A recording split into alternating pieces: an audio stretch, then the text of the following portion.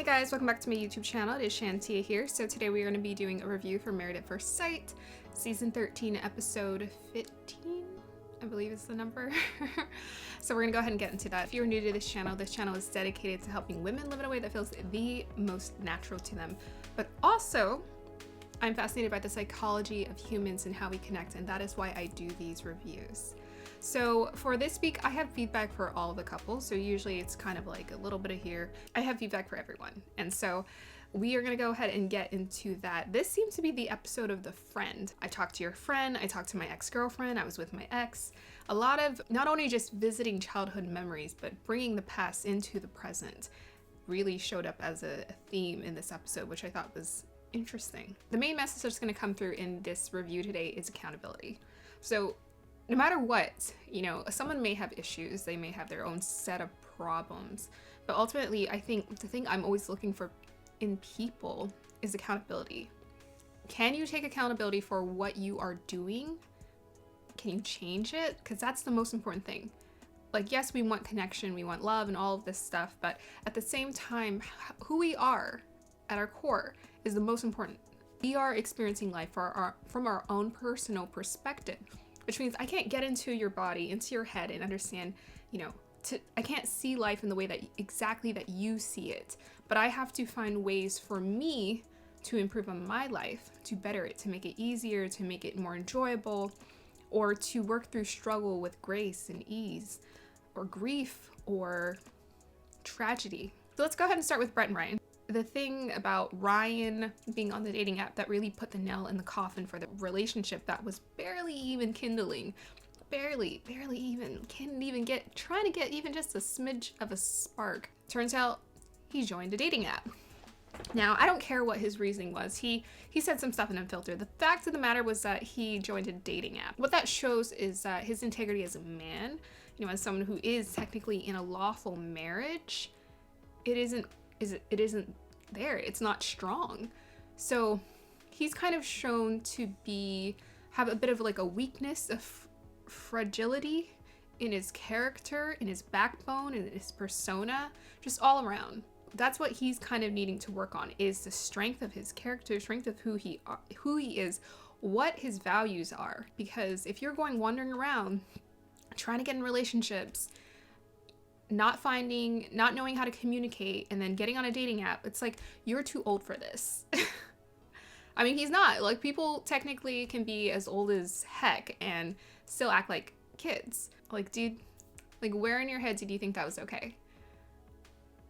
So him and, Brett were trying to kindle some kind of connection together, and it was kind of developing.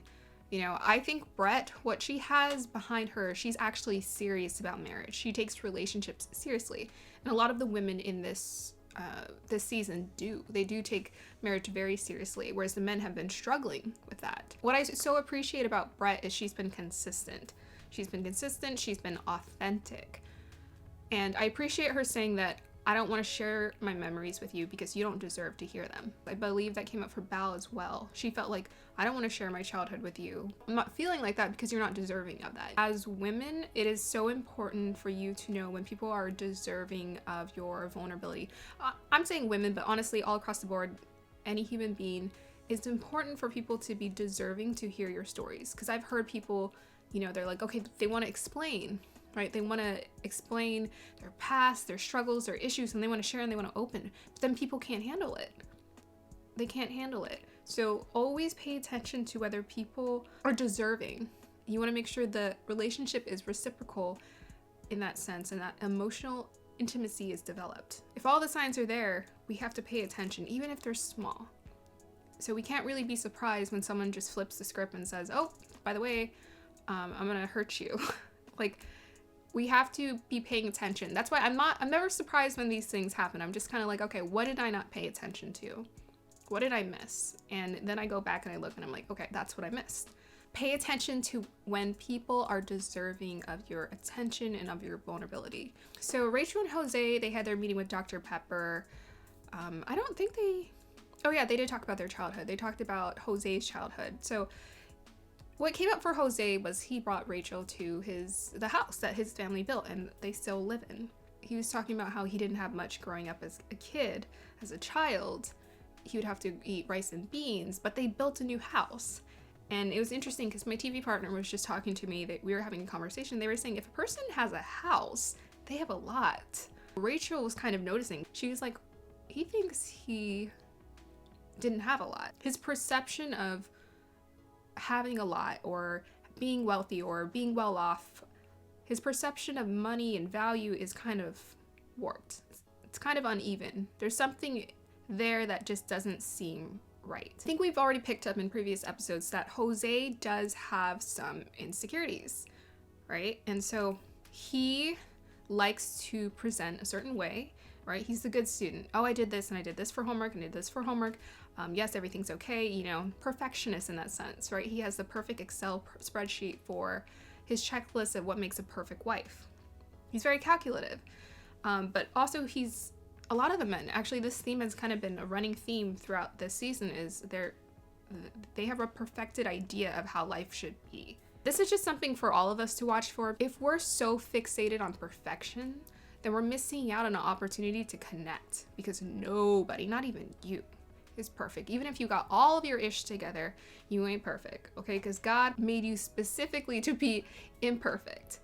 Everybody on this planet. If he has a warped idea of like what is the value of having a lot and not having a lot, that means that he probably has expectation or high expectations not only on himself, which he undoubtedly does, but also will on Rachel as well in the marriage. That's just something to look out for. He's been very appreciative, but what Jose and Rachel do is they shower each other with affirmations. They shower each other with very flowery language and words. Sometimes I think they're kind of missing the point of the genuine connection, the genuine understanding of who one another is.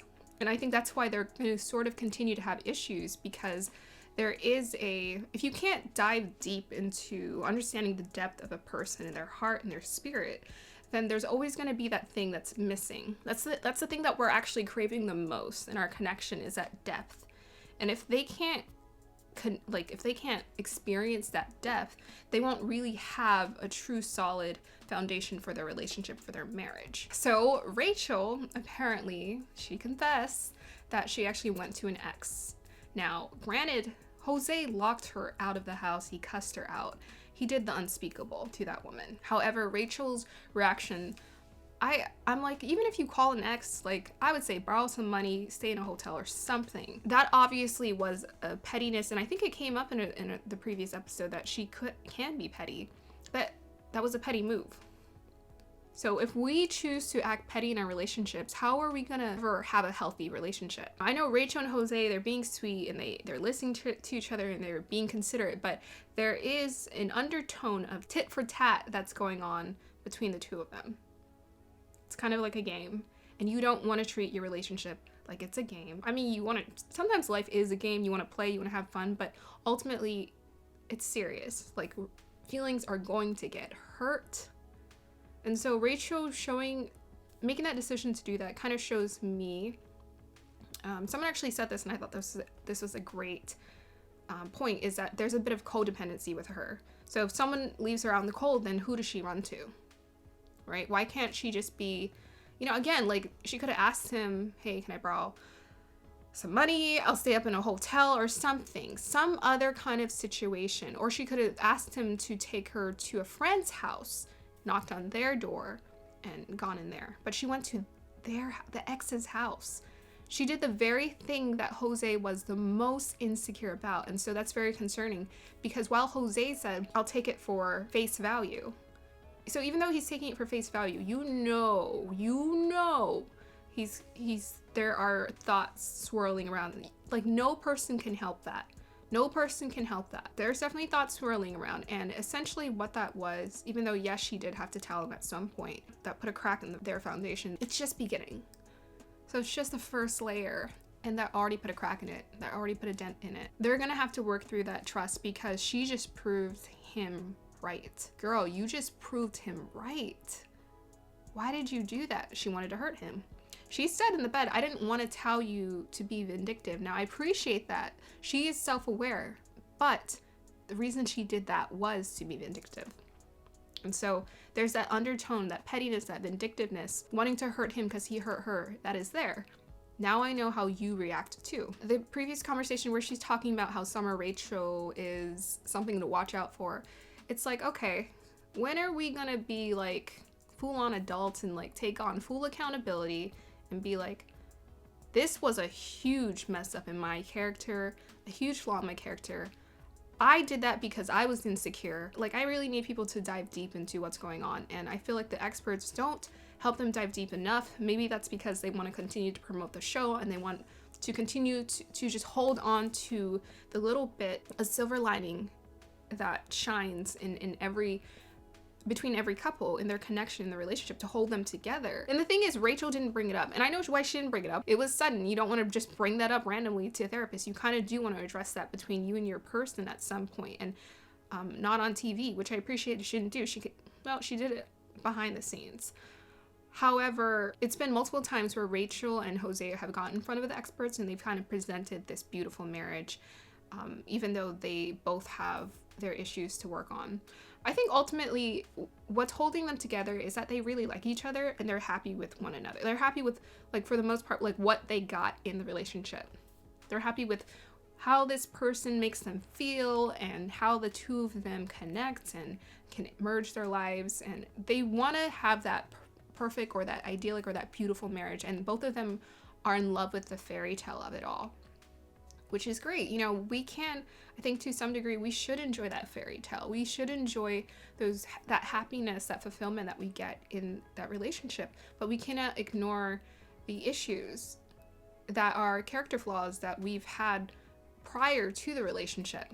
And I still haven't heard Jose, like, they were talking with Dr. Pepper about Jose, his trigger is being talked to when he doesn't want to be talked to. That's not a trigger.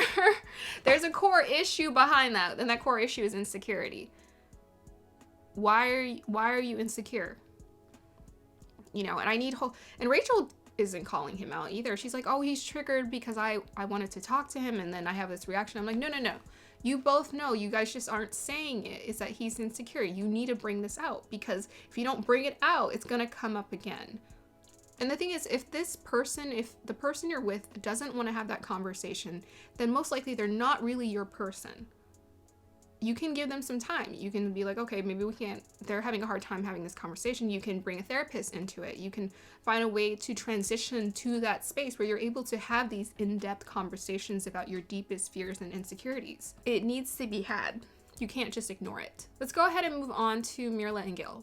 So the thing between Mira and Gil, now Mira and Gil are really, I really like that they're enjoying each other. I love, when they played volleyball and he kissed her and he's like, how are you doing, babe? And he pulled out her chair, and it just seems really sweet and genuine. The two of them do feel very genuine. Gil talked about his past. He brought Mira to his childhood home, where he talked about that tragic experience of being there when his father was killed and died. And Mira reflected on her experience of living in this like tiny space with her sister and feeling like she never wanted to go back there.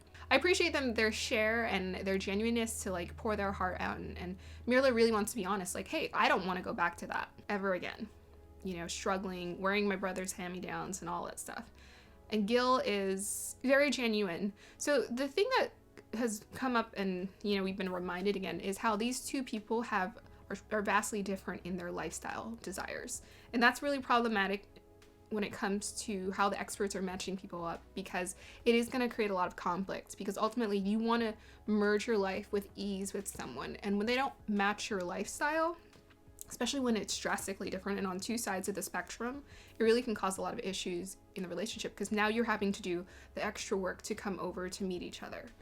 So Gil, as I said before, like in like the first review, he's just like a humble firefighter. He wants a 90s love. He's just kind of a normal guy. He just wants a 90s love. Like, he just wants like a best friend kind of girl who's chill, who he can love and enjoy life with. Mira, she wants that genuine love too, but she also wants this more opulent, more bougie, so to speak, lifestyle. And I think they both deserve to have exactly what they want. The problem is that they were matched. And so, now they're kind of having to figure that and navigate that situation. So for the most part, we haven't really seen any issues other than, Gil kind of does fixate and focuses on Mira complaining. I think Mira has handled everything well. For the most part, the vibe that I get between the two of them is he is very respectful to her. He is very kind. He's respectful to her. He does regard her well. Usually when he's bringing up her complaining, he does try to use humor to take the edge off. If you're around someone who's complaining a lot, most likely you're going to start complaining about that person, because I've just seen it time and time again. It becomes like an unconscious thing. Like it gets into your psyche. Once that person starts complaining, it bothers you. So I'm not really surprised to see Gil complaining about Mira complaining. It doesn't really surprise me, because being around that energy is actually kind of draining. Like, that's very draining. And those people just seem kind of irritable to me to be around. She has her cute moments, but you can't deny when someone is a bit of a Debbie Downer, and it's such a huge part of their character that it's not really attractive. Gil kept bringing up Mira. He said the issue, I listened further to the conversation that they were having in front of Dr. Pepper. So, he kind of does have an idea or a plan of like what they want. So Mira stated that she wanted a nanny. So she wants this lifestyle. She wants the things that she wants and likes. And Gil is saying, okay, I have mixed feelings on it. On one side, I feel like he's being very practical. Like he's making her think, okay, if I want a nanny, which is gonna be expensive, then I'm going to have to make, sacrifices here and there. And on the other side, I'm always like, okay, if she's making more money, she's saving more money, then why does she have to change her shopping habits that already existed while she was both making and saving more money than him? So it's kind of like the issue. I'm not really getting a sense of insecurity from him. It might come out, as the episodes progress, but I'm not really getting this major like, oh, I'm insecure about her having a lot of money. He's actually acknowledged multiple times that, she is an independent, strong woman and she's done a lot for herself, and he respects that. The thing is he's very kind of fixated on the spending specifically. I mean, you can't deny that obviously what kind of prevents people from saving more money is spending more money, and especially in places they don't need to spend. So I think he's kind of being analytical and specific about, okay, what's the one thing that you can cut out that you spend where you don't need to spend? Shopping. Like if you need a car, you need to pay your bills, you need to keep the lights on. Those are all things that are essential things you need to spend on. But shopping is not. You have enough pants, you have enough jackets, purses. You don't need to do any more shopping. However, the compromise that needs to be made is that that's actually something that she really likes. That's something that she really enjoys. So it's like, okay, maybe one less purse. I don't know. I think they can go back and kind of have fun with that. And practically, I think it would do her great to cut back on spending, not stop it entirely. He said he won't enable it. And he seemed very set on that idea of not enabling her to shop. But I'm like, but she enjoys that. That's part of her lifestyle. So you guys are going to have to find a compromise. You don't want to snatch something that makes someone happy. The other thing about Gil is he said when she was talking about her child, he's like, I don't want her to forget where she came from. And sometimes I feel like she forgets that. So I have two mixed feelings about this too, or dual feelings, not really mixed. On one part, yes, we should all acknowledge where we came from, and we shouldn't feel ashamed. You should never feel ashamed of where you came from. Most people have come from something, either some family dysfunction or poverty or just a lack of in their lives, in their past. So I think he's very much like, this is who I am. This is where I came from. I have no shame about that, which I appreciate. The only thing is sometimes when, like, the thing that I totally align with Mira on is when you want better, do better. And don't look back. Like, don't look back. Don't look back to holding on to your past. You know what? You want to acknowledge your past. You don't want to hold on to it. If I held on to my past of being hurt, being disrespected, then I wouldn't grow. And that's what Mira has done so well for herself. She's just like, all right, I'm going to do it. I'm going to kick butt. I'm going to become this leadership coach, and I'm going to make hella money, and I'm going to be successful and thrive at everything that I do. And I have so much respect for that, because it takes quite a bit of drive and focus for a person to do that. So that's one thing that I think Gil can pick up more from her, is like, leave the past. In the past, we move on to creating something more abundant for our future. We don't want to limit ourselves. You know, if we think in terms of limiting ourselves and being like, I can only spend this much in 5 years and 10 years, I'm like, how about expanding? What about expanding? Okay, like, we can spend this now, but maybe we can broaden our business. Maybe we can invest in multiple businesses and continue to make more and more, and our lifestyle can expand as well. That's the only part where I disagree with. We don't want to bring her down so much that we tell her that she's not allowed to continue to embrace this thriving mindset that has helped her to thrive in life. Has helped her to be fulfilled and successful. We don't want to stop that. But yes, we want to not have shame. That's the thing. We don't have to have shame. No shame about what happened. Belle and Johnny went to their childhood spaces. So Belle grew up in a trailer in this park area where her home no longer is. Belle feels like her past is filled with shame because of, you know, the dysfunction and the fact that her family didn't have a lot. And then she brought up the story about burning her so Barbie dolls down and having a bonfire. And I was like, oh, okay, girl. Yeah, you know, I always got the vibe that Belle was kind of intense. Like, she got a little bit of a wild side to her, a little dark side, and what we like to call in the spiritual world, a dark feminine.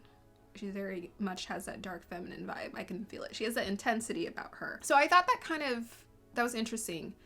And she talked about how her mom was the strength in the dynamic between her and her father in the past. Like, her mom held everything together. Her father had PTSD. And I really appreciated her being very honest and forthcoming about all of those experiences. For her, you know, I can see, you know, Belle does present herself as a very strong woman, and she does handle her, I gotta say, she handles herself very well around Johnny, you know, with his so-called, you know, accusations and information towards her. She handles it amazing. She has very good self-control, I would say. But undoubtedly, I think Belle has put a lot of pressure on herself to be perfect. So, like, my thing towards her is, like, you don't have to put that pressure on. I know, you know, you've seen women keep it together. I get it.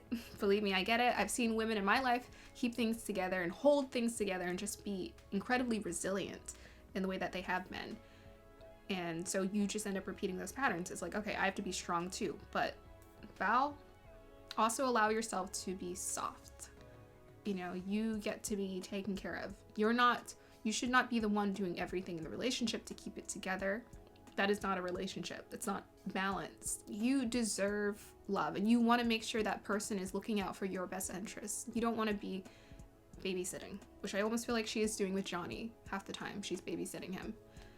So moving on to Johnny. Johnny went to go visit his childhood home. Johnny kept emphasizing, you know, how he was raised by a village, and that's what helped him to thrive. The story that stuck out the most with Johnny was how his father had flew them to LA and presented this home and said, hey, I'm gonna buy this home. I want us to work things out.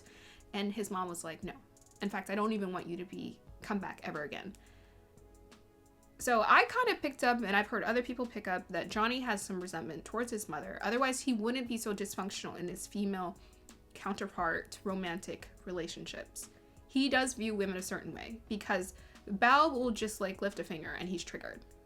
And why are you so triggered? He's triggered specifically by his romantic partners. There's something about the dynamic, a partnership that triggers him, where he sees the woman as a villain because he treats Belle like she's a villain. Like, I'm like, okay, Belle can be doing some things, but dude, hold it together and strengthen yourself and just speak up for yourself. Why are you breaking down every 5 seconds? That's not because of Belle. So I'm gonna say this, and this might rub some people the wrong way. I don't know.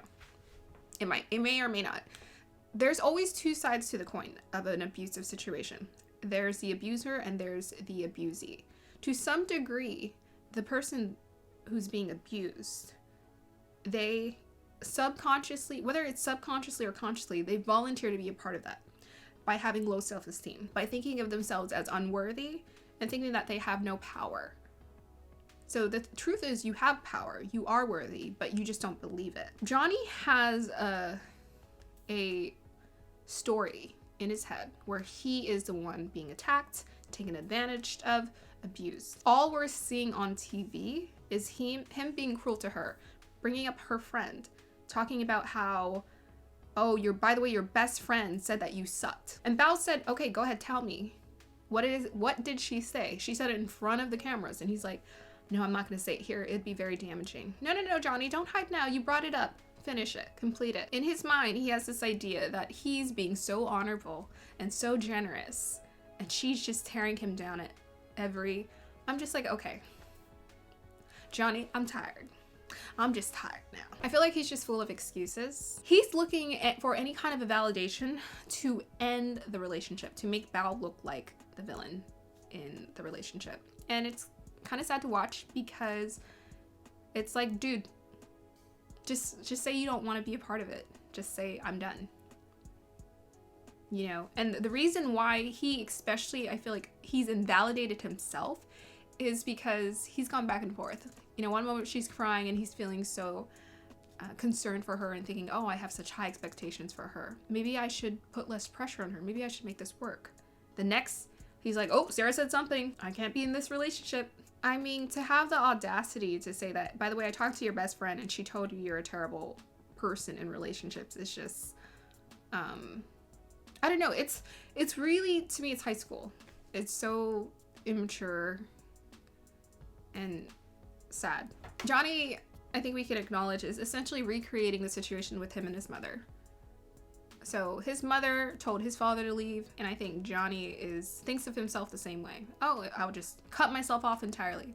I'm like, no. You know, it doesn't matter if someone tells you to leave. If you really cared, you'll find a way to respectfully be a part of their lives. His father just cut it out and wasn't able to show him how to be that husband, how to be that father. He acknowledges he has daddy issues, but he has mother issues too. He has mother issues for sure. I don't think I've ever seen Johnny fully acknowledge his anger and his highly unstable temperament. Highly unstable mindset. And that's probably because he just sees it as normal. At this point, we kind of know that they're not going to stay together, but I'm curious to see what Bao is going to say in the end, if she's going to say, hey, I want to work it through. She said she's broken up with the men in her life before they've broken up with her. Johnny definitely deserves to be broken up with, but we'll see how this turns out. Johnny has pretty much already made his decision, but he's looking to Bao to just be the villain of the story. So we'll see how that goes. Another person who cannot keep track of her unresolved, unacknowledged anger is Michaela. So Michaela and Zach, oh my goodness, like, were you guys watching this episode? I felt like I was watching a Tyler Perry show, like a soap opera. And, you know, I don't really care about soap operas just because they're so dramatic. And I'm always in the background saying, why would you do that? I'm that person who's just like, that doesn't make any sense. But of course, you know, if there isn't any drama or dysfunction, there is no next episode. Michaela is continuing with Zach, Michaela is continuing to the drama. Michaela has a story in her head and she's trying to present it to the experts. And I don't know what this is. It was weird. It was weird seeing her go up and say, like, he abandoned me. You mean when you told him to leave, he abandoned you? And I'm just tired of the abandonment. Like, I'm tired of hearing her use abandonment as a crutch for her reasoning. She takes no accountability. She was behind the scenes. She was talking about her panic attack. And she said, I couldn't help it. I'm like, you looked very coherent and conscious when that was happening. You might have blacked out, or you might have went red and saw red. But that wasn't exactly a panic attack. A panic attack is usually when you're having, like, so much anxiety, you freeze up. You don't go attacking people or things. It's not usually something that happens in a panic attack. I'm not sure what the experts are doing, encouraging Zach and Michaela to be together, because the situation is volatile. It's extremely unhealthy. And I've heard people have a debate about whether Michaela deserves to be called an abuser or not. Yes, she is being abusive. She is being the abuser. even though she's a woman, she is being the abuser in this relationship. And the reason why it's so easy for her to be the abuser is because Zach is so easily influenced. He has no boundaries. You can just kind of like tell him what to think and he'll question his reality. He has some self-awareness, but he has no groundedness in who he is. So it's easy for Michaela to come in with this her passionate emotion, someone who warps reality to her own emotions. Whatever she feels is the reality. You know, some people we want to watch for just throwing out psychology terms, but it is a bit of like it comes from a narcissistic perspective for someone to warp everything, make it about them all the time. So she makes it about her all the time. She warps things to make it look like she's the victim, and she takes no accountability. That's problematic. You know, Dr. Pepper kind of called her out a little bit where she's like, she was talking about something about my anger, and Dr.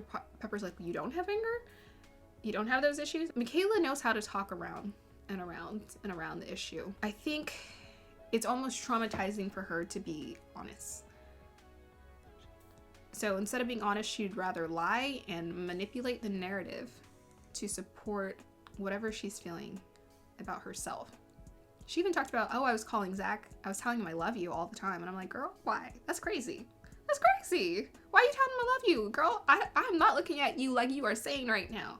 That is not the same thing to do, especially if you feel abandoned. Michaela can't say anything that would make me look at Zach and make me think like, oh my God, he's taking advantage of her. No, he's so ungrounded. Like you could tell him the sky is red and he'd be like, oh, maybe the sky is red. You know, like it's just he's just kind of easy to like play with. So that's probably why he's been in relationships where women have been the emotional ones to take advantage of him in that way. He wants so much to please people and I guess be a certain way.